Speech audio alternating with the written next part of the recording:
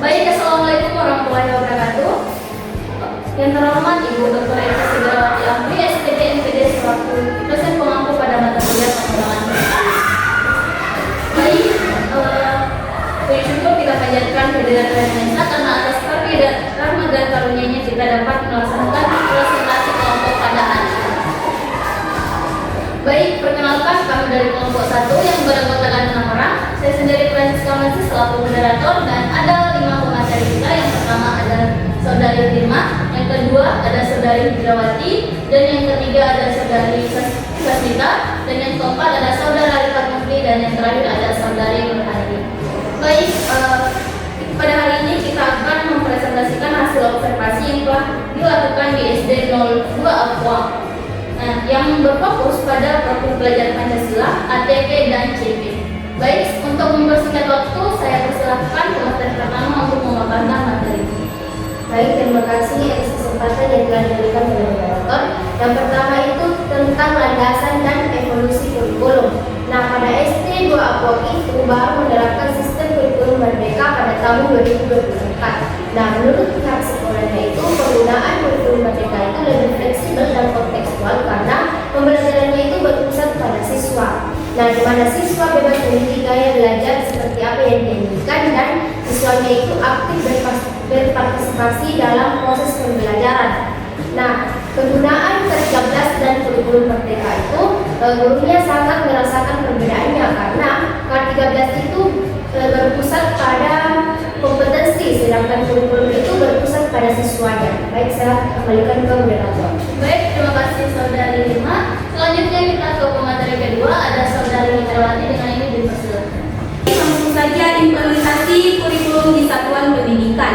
Guru di SD Negeri 2 Aqua bekerja sama dengan guru lain untuk menyusun capaian pembelajaran, alur tujuan pembelajaran, dan modul ajar dengan mengikuti acuan yang sudah disediakan oleh Kemendikbudristek, namun tetap menyesuaikan dengan kebutuhan di lingkungan sekolah dan kemampuan peserta didik. Namun guru-guru di sekolah tersebut masih menghadapi kendala dalam penyusunan alur capaian pembelajaran, alur tujuan pembelajaran, dan modul ajar karena mereka masih kurang mendapatkan pelatihan, jadi mereka hanya mengandalkan media sosial untuk belajar mandiri secara otodidak. Baik, saya kembalikan ke moderator. Baik, terima kasih Saudari Hidra. Selanjutnya pemateri ketiga ada Saudari Sasmita. Saya persilakan. Baik, selanjutnya adalah prinsip penerapan kurikulum.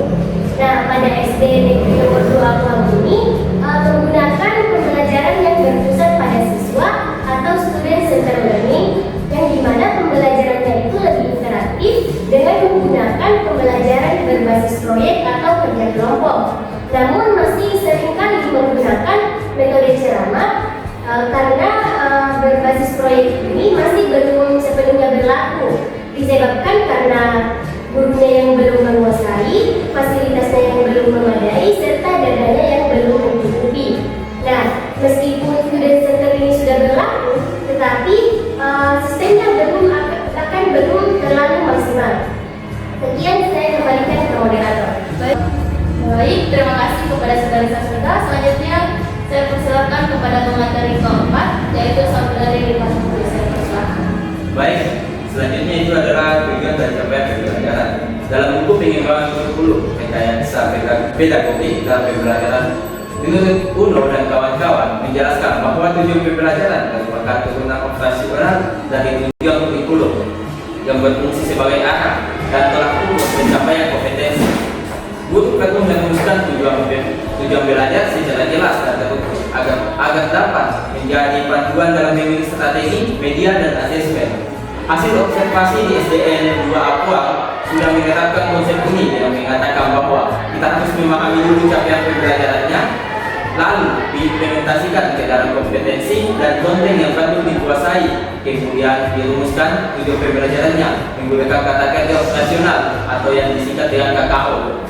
Lalu cara untuk menentukan tujuan pembelajaran berdasarkan ATP, mereka melaksanakannya dengan menentukan terlebih dahulu tujuan pembelajaran agar dapat dipahami seperti menganalisis kompetensi dari lingkup materi, lalu merumuskannya menjadi tujuan dan cara Dan cara guru di sekolah tersebut mengevaluasi hasil belajar siswa adalah dengan melakukan asesmen secara berkala menggunakan berbagai metode seperti penilaian sumatif, proyek, observasi, dan diskusi. Lalu cara mereka untuk menilai capaian tujuan pembelajaran peserta didik adalah dengan menggunakan tes formatif dan sumatif. Saya kembalikan ke moderator. Baik, terima kasih atas kesempatan yang telah diberikan oleh moderator.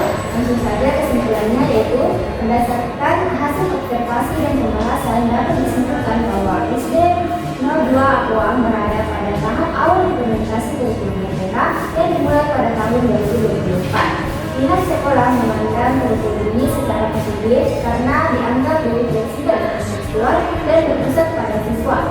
Dalam praktiknya, guru-guru telah menunjukkan pemahaman konseptual yang baik dalam hal perencanaan dan asesmen. Mereka berkolaborasi menyusun CP, APP, dan modul ajar, serta telah menerapkan asesmen yang variatif seperti formatif, sumatif, dan proyek observasi. Nah, itu mengevaluasi hasil belajar di berbagai ranah. Meskipun demikian, implementasi ini menghadapi dua kendala utama. Yang pertama, guru-guru kekurangan pelatihan formal sehingga terpaksa belajar mandiri. Guru-guru kekurangan pelatihan formal sehingga terpaksa belajar mandiri atau otodidak untuk menyusun perangkat ajar. Kedua, penerapan pembelajaran yang berpusat pada siswa, khususnya pembelajaran berbasis proyek, belum berjalan maksimal dan masih sering diselingi metode ceramah. Hal ini disebabkan oleh kombinasi faktor yakni penguasaan guru terhadap metode SDLY, yakni penguasaan guru terhadap metode SDL yang belum memadai, fasilitas sekolah yang belum mendukung, dan keterbatasan dana. Selanjutnya saya persilakan ke moderator. Baik, itu tadi hasil observasi dari kelompok kami. Terima kasih. Saya Francisca Mercy selaku moderator. Pamit undur diri. Assalamualaikum warahmatullahi wabarakatuh.